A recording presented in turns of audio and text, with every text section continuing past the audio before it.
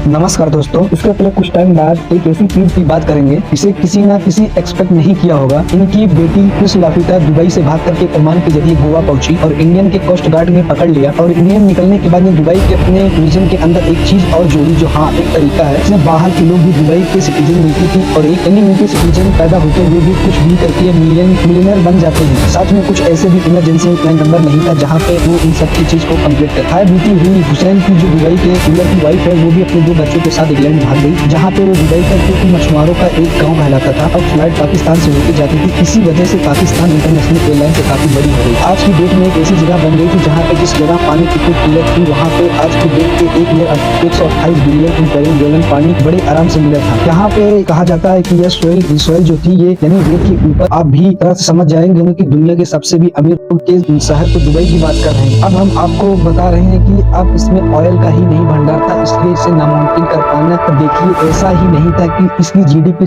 Oil का सिर्फ एक ही हिस्सा आता है, बल्कि सबसे बड़ा कलेक्शन ही होता है। ये कैसे हुआ? इसी दिक्कतें आ रही थी कि जो बाकी देशों को वो नहीं कर पा रहे थे और यह कर ले रहा। इसके पीछे एक बहुत ही बड़ी इंटरेस्टिंग स्टोरी जो हम डिस्कस करने वाले हैं। पहले देखते हैं कि यह दुबई किस इंडिया से वेस्ट की तरफ यानी पश्चिम की तरफ आएंगे तो देखेंगे आपको मिलेगा यूके, यूनाइटेड अरब अमीरात, जो एक्चुअली 7 अलग अलग किंगडम की राजाओं से मिलकर एक डिसाइड किया गया था कि यहाँ पे एक कंट्री बनाएंगे जिसका नाम पड़ा था यूएई। ये है 7 किंगडम वाला राज्य। और देखिए कि इसमें से कई बार सिटीजन और किंगडम के बीच में कंफ्यूजन हो जाता है, क्योंकि किंगडम और सिटी के जो नाम है वो सेम पड़े हैं। जैसे दुबई के जो किंगडम है उसके अंदर है एमिरेट्स ऑफ दुबई कहते हैं और इसी के एमिरेट्स ऑफ दुबई के अंदर एक सिटी है सिटी ऑफ दुबई। सेम इसी से एमिरेट्स ऑफ अबू धाबी में सिटी है अबू धाबी। जैसे हर कंट्री के प्रेसिडेंट और प्राइम मिनिस्टर होते हैं वैसे यूके के भी होते हैं, क्योंकि प्रेसिडेंट और प्राइम मिनिस्टर बना ये भी एक डिसाइड एक अलग अलग तरीके से होता है, जो कि 7 किंगडम में उन्हें से मिलकर के डिसाइड करने के लिए एक अबू धाबी का राजा होगा, वो भी हमारा प्रेसिडेंट होगा, और जो दुबई का राजा होगा वो प्राइम मिनिस्टर होगा। इसीलिए यूएई में आप देखे होंगे कि पावर है तो अबू धाबी और दुबई में कंसंट्रेटेड रहती है और यही रीजन है कि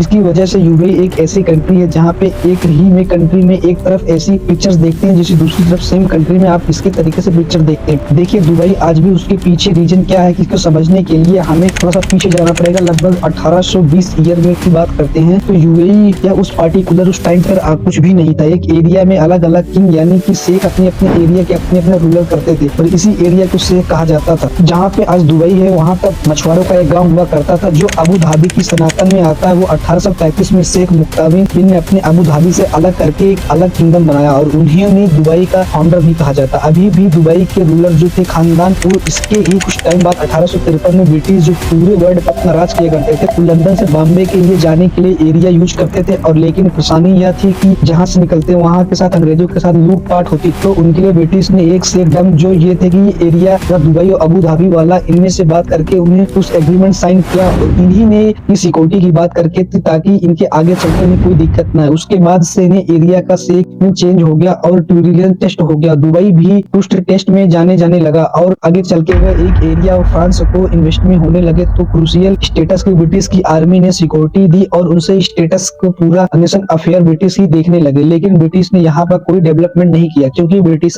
के लिए यह टू ऑल स्टेटस बस एक क्राइस्ट पॉइंट था जो कि ऊपर से हर तरफ रेगिस्तान था, उनको भी कोई ज्यादा फायदा नहीं होता। तो अब हम देखेंगे कि टाइम पे दुबई का एक एरिया था जो फिशिंग से बढ़ते हुए वो बल्क बिजनेस के लिए फेमस हुआ, लेकिन अब दुबई अभी भी एक गांव ही कहलाता। दुबई की असली कीमत चेस्ट हुई तो जो 1985 में शेख रशीद बने, जब सऊदी और दुबई के रूलर बने तो उन्होंने दुबई के एक गांव से एक चमकता शहर बना दिया। 1959 में या यूरोप के गए और इंफ्रास्ट्रक्चर से बहुत सारे बड़ा इन्फ्लुएंस लिए और उन्होंने वहां से जाते हैं और डिसाइड किया कि दुबई को एक ऐसा ट्रेंडिंग ट्रांसपोर्ट और फाइनेंशियल का हब बना देंगे जो कि ऑल ओवर वर्ल्ड में फेमस होगा। और दुबई परफॉर्मिंग गर्ल्स में जो ईरान, इराक, कुवैत, सऊदी अरब, कतर के बीच में था, वो साथ ही साथ ये पूर्व एशिया, अफ्रीका और यूरोप को भी कंटेक्ट करते थे। दुबई की जो स्ट्रेटेजिक लोकेशन थी बहुत ही अच्छी थी और इसी चीज को ध्यान में रख के शेख रशीद ने उन्होंने नेचुरली दुबई फीक यानी कि खड़ी करके जो छोटी छोटी नाव आती थी उसी को बड़े शिप नहीं आ पाते थे तो शेख रशीद ने और इस नदी को गहरा करवाया और चौड़ा करवाया ताकि इसमें बड़े शिप आ सके, छोटी नाव तक न सीमित रहे। इसके लिए उन्होंने जितना भी पैसा खर्च करना था ये इसमें से लगा कि लोन भी लिया। एक बहुत ही बड़ा रिस्क था लेकिन शेख रशीद को बहुत ही ज्यादा सुनना पड़ा इन सब चीज करने के लिए क्या, और दूसरे के लिए दूर दूर तक मजाक उड़ाई गई क्योंकि इन्होंने प्रोजेक्ट पे के लिए बहुत ज्यादा पैसा खर्चा करते जिसकी दिक्कतें पड़ती थी। और अब ये आता है 1966 में जब दुबई में रॉयल आते थे तो लेकिन कॉफी कम नहीं था। एज एम्पियर जो टूर्नामेंट जो इनकी जो नेबरिंग कंट्री थी वो कंपेटिटिव करती थी निकलता था, लेकिन शेख रशीद रशीद का मानना था कि ऑयल मिला है तो वो ज्यादा दिन तक नहीं चलेगा, क्योंकि इसके लिए एक ऑयल का पैसा भी इंफ्रास्ट्रक्चर डेवलपमेंट के लिए ही लगा देते। उन्होंने उस टाइम पे एक लाइन कही थी जो आज तक फेमस। उन्होंने कहा था कि मेरे दादाजी ऊँट की सवारी करते थे, मेरे पिताजी ऊँट की सवारी करते हैं, मैं मर्सिडीज चलाता हूँ, मेरा बेटा लैंड रोवर चलाएगा और उसका बेटा भी लैंड रोवर चलाएगा, लेकिन हालात ऐसे होंगे कि उसका आने वाला दोबारा जो बेटा होगा वो ऊँट ही चला। इसलिए दुबई की एक ऐसी सिटी माना जाने लगा जो डिप्लोमेसी ऑयल न जाकर शेख रशीद दुबई में इंफ्रास्ट्रक्चर वगैरह बना रहे थे। उसी तरह पहले उस रीजन में उस सारी चीजें हो रही थी जो दुबई के ब्रिटिशर्स को इंडिपेंडेंस मिल गई, और ब्रिटिश इसलिए चले गए क्योंकि ब्रिटिश को इस एरिया की सिक्योरिटी मेंटेन करने के लिए काफी ज्यादा पैसा खर्च करना पड़ता था। ब्रिटिश को वो थे कि 1968 में यहाँ से चले गए। दिसंबर 1971 में जितने भी किंगडम थे सब एक हो गए, और अल खाइन जहाँ के किंगडम थे वो एक साल बाद ज्वाइन करते हैं और टोटल 7 किंगडम्स मिलकर एक कंट्री बना लेते हैं। अब खुद को एक किंगडम था लेकिन एक ऐसे कंट्री थी जो रिप्रेजेंट करता था। लेकिन देखिए जब ये शिप्स एक जगह से दूसरी जगह जाते थे तो फ्यूल फिलिंग के लिए ओवरलोडिंग अनलोडिंग के पासपोर्ट या की जरूरत पड़ती थी, और दुबई एक ऐसी स्ट्रेटेजिक लोकेशन थी जहाँ पे बहुत सारी जो शिप आनी जानी पड़ती थी। शेख रशीद ने इन सब चीजों इंपोर्ट की पार्टिकुलर टाइम को अपना समझ लिया और पोर्ट रशीद बनवाया, जो इसी वजह से पोर्ट रशीद शिप्स को रुकने के लिए, और जब कोई शिप रुकता था तो उसके आसपास बड़े बड़े लेवल की कमर्शियली एक्टिविटी होती थी, और इसको समझ गया कि गाँव के उनको पैसे को हाईवे निकाला जाए तो, और गाँव से वाले पेट्रोल पंप से खाने पीने तक के भी हर चीजें उपलब्ध हो जाती थी। उसी तरह से गाँव को कमर्शियली का एक्टिविटी जो भी बहुत ज्यादा बढ़ती जाएगी। सेम यही चीज थी कि पोर्ट के साथ यही पोर्ट रशीद जो था वो 1972 में बनवाया गया, और इसी की सक्सेस को देखकर तो 1979 में फिर से एक पोर्ट बनवाया गया जो पोर्ट जेबल अली। वैसे तो उस पर्टिकुलर टाइम पे बनवाया गया था जहाँ पे, लेकिन आज की डेट या मिडिल ईस्ट का सबसे बड़ा पोर्ट है। अब ये सारी चीजें दुबई में बन रही थी। इसके साथ साथ जब ये सारी चीजें बनने लगी तो यहाँ पे एमिरेट्स ऑफ दुबई चमकने लगा। जब बाकी देशों में तेल के पैसे से बड़े बड़े महल बना रहे थे, उसी टाइम पे शेख रशीद ने सोच कर एक कदम अलग थी की, और अपना आने वाले टाइम पे भी एक ऐसी चीजें की गई थी जो कि किसी एक्सपेक्ट नहीं की थी। इस ऐसे टाइम जब सारे पोर्ट रेडी दुबई में सुख से खूब आ रहे थे तो पोर्ट और पैसे बढ़ने की वजह से शेख रशीद अनाउंसमेंट कर दी कि जब भी दुबई से पोर्ट जेबल अली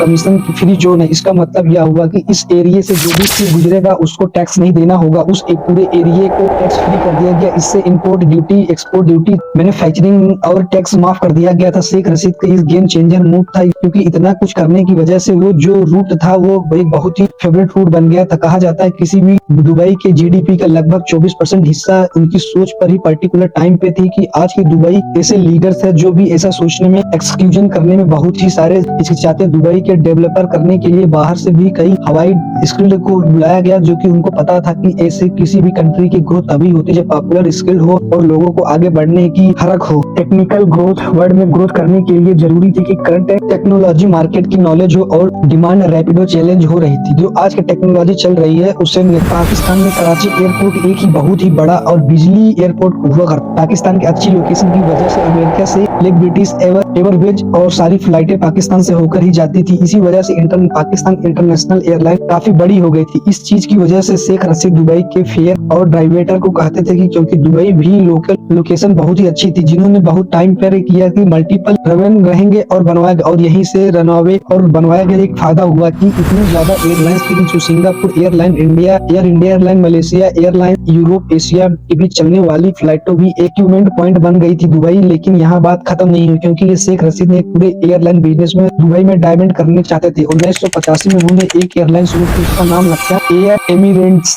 उन्होंने इसके लिए भी बहुत ज्यादा पैसा खर्चा किया और ये पैसा पाकिस्तान दे करके एयरप्लेस खरीदने शुरू किया, और धीरे धीरे पाकिस्तान के पूरे बिजनेस दुबई में डाइवर्ट कर लिए। एलिमेंट एयरलाइंस जो भी थी वो बाकी एयरलाइंस को काफी पीछे कर देती थी क्योंकि ये दुबई गवर्नमेंट की तरफ से एयर एलिमेंट्स को अलग अलग से ग्रोथ के लिए पैसे दिए जाते थे। जो भी टैक्स था 1 भी रुपए नहीं लिया जाता था। अगर वही बाकी एयरलाइंस की बात करें तो जो गवर्नमेंट्स थी उनको कंट्री की गवर्नमेंट्स वो उनसे टैक्स भी लेती थी और खर्चा भी ज्यादा होता था, वो अपनी जेब से देना पड़ता था। इसलिए एयर एलिमेंट्स ने सबको पीछे कर दिया और आगे चल के इराक इसने पूरे एयरलाइंस को पीछे खदेड़ दिया। और देखिए अगर आप दुबई आएंगे तो आपको नोटिस किया होगा कि दुबई और यह सोच आज दुबई के अंदर रहते हैं तो सोच की शुरुआत भी शेख रशीद ने की थी, और अब दुनिया में भी भर में भी शिप्स जो भी दुबई के अंदर आ रहे थे वो उनको पता था कि बाहर से जो लोग आएंगे वो वहां से दुबई के अंदर कंफर्टेबल फील करना होगा बहुत ही जरूरी। इसलिए दुबई के अंदर बाकी नरेविंग कंट्री के जो कैंपिंग बीज बहुत ही अपने रूल्स एंड रेगुलेशन रखने के लिए बहुत ही थिंकिंग था। आज भी उनके बेटे ने आगे उसी को बढ़ाया। यहाँ से शेख रशीद ने सोचा था कि ये जो लोग आ रहे हैं उनको फैसिलिटी दी जानी चाहिए ताकि दुबई के अंदर और रुके, और यहीं से दुबई का टूरिस्ट प्लेस बनने की हाल चालू हो जाती है। जो चीजें एक पोर्ट बनने से शुरू हुई थी दुबई में, उस टाइम बहुत सारे लग्जरियस होटल बनाए गए और साथ ही साथ दुबई का होटल सेक्टर बहुत तेजी से बूम कर रहा था। अभी तक दुबई के लोगों को कमा रहे थे जो सिर्फ पैर थ्रू आ रहे थे, लेकिन 1990 में शेख रशीद ने टाई अप किया कि वो ऑल ओवर वर्ल्ड से लोग टूरिज्म के लिए ताकि दुबई और प्रोग्रेस करे। लेकिन होटल वगैरह की फैसिलिटी होने के बाद भी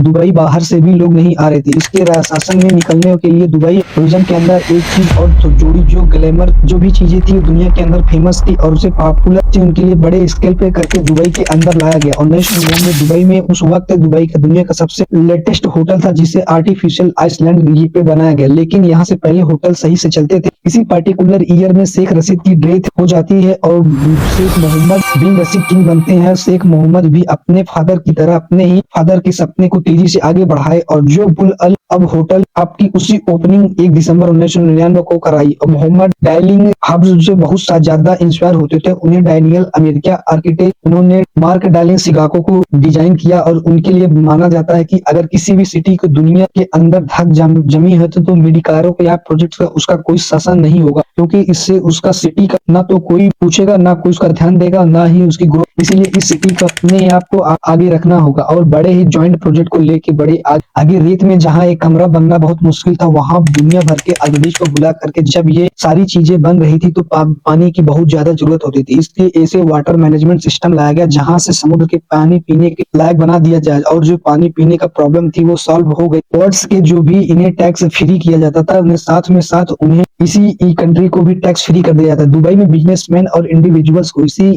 इन टैक्स को नहीं दिया जाता। आम जनता और बिजनेसमैन में टैक्स लेने की बजाय उन्होंने ऑयल एक्सपोर्ट, टूरिज्म और टेस्ट ट्रेन और फंड यूज करके इसी वजह से दुनिया भर के जो भी लोग रिच होते थे वो हेडक्वार्टर से भी लोग के बिजनेस को सब दुबई में शिफ्ट करने लगे। अब दुबई टूरिज्म बिजनेस मॉडल की वजह से दुबई में बाहर से काफी लोग आ गए और लगभग 35 लाख के करीब दुबई में लोग रहते। इसी में अमीरेटी परमानेंट सिटीजन सिर्फ 3 लाख थे, जिसमें से भले अब दुबई में लगभग बाहर के लोग जो आते जाते, लेकिन दुबई किसी भी बाहर के सिटीजनशिप नहीं देता है, क्योंकि दुबई के सिटीजन होते हुए भी वो सिर्फ अमीरी अरबी होते हैं जो 1925 से सेटल हुए थे। उनके माता पिता अमीरात में, जो अमीरात मतलब यूएई की सिटीजन, और उसके रूरल के हिसाब में ऐसे नहीं कि जो अमीरात इससे शादी कर ली है वो सिटीजन मिल जाएगी, जिससे फिल्में हो सकती है, लेकिन वो शादी के 7 साल और एक बच्चा होने के बाद। इन केस अगर आपका बच्चा नहीं होता है तो 10 साल के बाद भी फीमेल सिटीजन मिलेगी और मेल के लिए ही शादी सिटीजनशिप लेने का ऑप्शन नहीं मिलता। एक तरीका है बाहर के लोग को दुबई की सिटीजनशिप मिलती है। अगर कोई भी दुबई के बाहर का साइंटिस्ट, डॉक्टर या आर्टिस्ट है तो जिनका 10 साल से एक्सपीरियंस है, जिनको भी इंटरनेशनल अवार्ड मिला हो, या फिर कोई बड़ा रेपुटेटेड इन्वेस्टर और कोई जिसको कोई केमिकल रिकॉर्ड ना हो, तो उस केस में उसे दुबई सिटीजन देता है। बाहर वाले लोगों को भी, लेकिन कोई वोटिंग राइट्स के बाद भी नहीं मिले। दुबई को सिटीजनशिप इसके लिए बहुत ज्यादा फायदे हैं। Free education, free health care, house cost of living allowance जैसी चीजें मिलती है। ये एक तरह की मंथली इनकम होती है। अगर आप प्राइवेट सेक्टर में काम करते हैं तो आपको 15,000 लगभग 1,50,000 तक के मंथली टाई अप भी दिया जाता है। हाँ, जमीन नहीं है पर आपको टाई अप करके हो सकता है कि गवर्नमेंट की रिवेक्टेड करके ही आपकी जमीन चाहिए तो वो जमीन भी मिल सकती है। हाँ, आपको फ्री में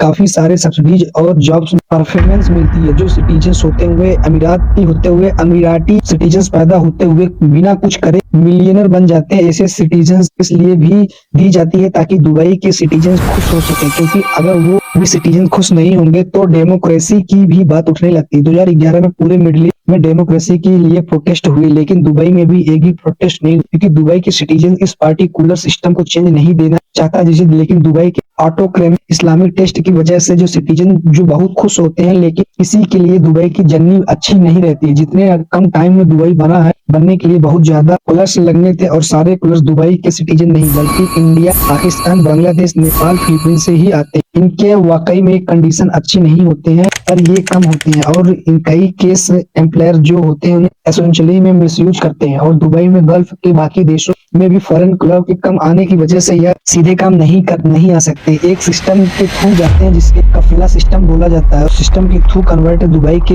एम्प्लॉयर्स को परमिशन देती है कि वो बाहर के क्लर्क्स ना ला सके, पर परमिशन के बाद एलास बाहर के उस वाकिस को टिकट के पैसे दे के बुलाते हैं और रहने के लिए जगह और सैलरी देते हैं। जो कफारा सिस्टम है वो थ्रू जो बाहर जो क्लर्क को दुबई में काम करते थे उनका एम्पावरमेंट और जो रहने वाले वीजा है वो दोनों लिंक होते हैं। तो इसी तरह से गवर्नमेंट की वजह से बाहर से जो वर्कर्स आते हैं उन्हें भी लीक्स स्टेटस होते हैं और एक ऐसे प्राइवेट आदमी के हाथ में होता है जो बेसिकली इनके एम्पायर के हाथ में चला जाता है। और यहीं से बड़ी दिक्कत यह होती है कि सिस्टम की जो एम्प्लॉयर बाहर से वर्कर्स जो वीजा स्पॉन्सर करके बुलाते हैं, अगर उनके वर्कर का काम छोड़ना हो तो उसके लिए एम्प्लॉयर्स की मंजूरी चाहिए होती है। एक बाहर से हुआ एक वर्कर के लिए बिना परमिशन के वर्क प्लेस छोड़ना एक क्राइम है, जिससे इसके लिए सजा भी हो सकती है। वेस्टर्न मीडिया में काफिला सिस्टम में मॉडर्न स्लेवरी बताया जाता है कि सिस्टम में कुछ एम्प्लॉयर्स वर्कर के पासपोर्ट, वीजा और फोन रख लेते हैं और जो वर्कर्स होते हैं उसके ओवर कॉन्फिडेंस रूम में रहते हैं। कुछ ही केस में जो इनके गलत तरीके से कंस्ट्रक्ट भी साइन करा लिया जाता है, क्योंकि वहाँ की जो लैंग्वेज नहीं समझते हैं। कई मैसेज मिसयूज होते हैं। जो पासपोर्ट थे उन्हें दूसरे एक्सप्लोरर्स को भेज दिया जाता है। 2014 को ह्यूमन राइट्स की वजह से एक रिपोर्ट आई जिसमें यूएई में अब्यूज फेस करने वाली फीमेल डॉक्यूमेंट्री वर्कर्स की एक्चुअली एग्रीमेंट सेंचुरी में बताई गई कि वो फीमेल की एक भी फीमेल फिजिकली अब्यूज किया, जिनकी वजह से वेज नहीं देते थे, फैमिली मेंबर से बात नहीं करने दिया जाता था और उसके दिन के 20 घंटे काम कराया, सिर्फ 4 घंटे सोने दिया जाता था और भी नहीं दी गई। साथ में ऐसे कई भी इमरजेंसी हेल्पलाइन नंबर नहीं थे जहाँ पे वो सारी चीजों को कंप्लेन कर सके। जब इन सारी चीजों के बहुत सिटीजन हुआ तो 2017 में यूएई ने वर्कर्स प्रोटेक्शन लाए और लेकर आए। काफी हद तक सारी चीजें सुधरी, लेकिन 2022 में जब द गार्डियन की रिपोर्ट आई तभी जिसमें बताया दुबई एक्सप्लोर जो चल रहा है उसमें वे वर्कर्स जो पासपोर्ट थे वो छीन स्टार्ट होता है। जैसे कि देखा जाए तो दुनिया के जो एक्चुअली सीरीज में बताया गया कि फीमेल्स की जो एजुकेशन होती थी वो 20-20 घंटे भी काम कराते थे। जैसे 2022 में जब ये गार्डियन रिपोर्ट आई तो उन्होंने बताया कि फ्लोर जो चल रहा है वो वर्कर्स के जो पासपोर्ट छीन लिए जाते थे और वो लेबल फॉलो नहीं किया जाता था तो उन्हें कनेक्शन उठा लिए जाते थे और वो मेल पे सिटीजन के लिए रूलर सही थी, लेकिन फीमेल के सिटीजन के लिए रूल अभी भी बहुत ही स्ट्रिक्ट है। 2018 में दुबई के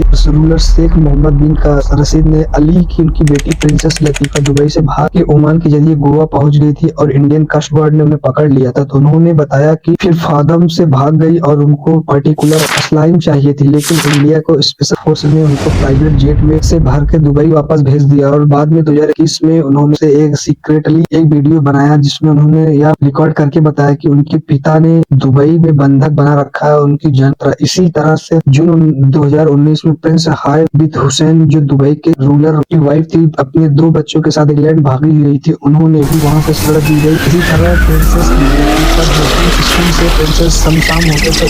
जुलाई 2000 में ब्लैक्स को मनाते हुए और लंदन में रहने लगे, लेकिन फिर भी कुछ दिन के बाद नेपाल दुबई आया गया। 2020 में यूके के कोर्ट ने बताया कि उनकी जो भी किडनैपिंग हुई थी वह उनके पिता ने ही करवाई। देखिए दुबई देखने में तो एक मॉडर्न सिटी बन गई है, बट वहाँ से अभी भी 14 पर एक राज चल रहा है। दुबई में सारे कंप्यूटर प्रोसेस करवाई और सारे ऐसे फंड जो अभी भी पीछे हैं। लास्ट में इस सबको वीडियो देखने के लिए आपका धन्यवाद।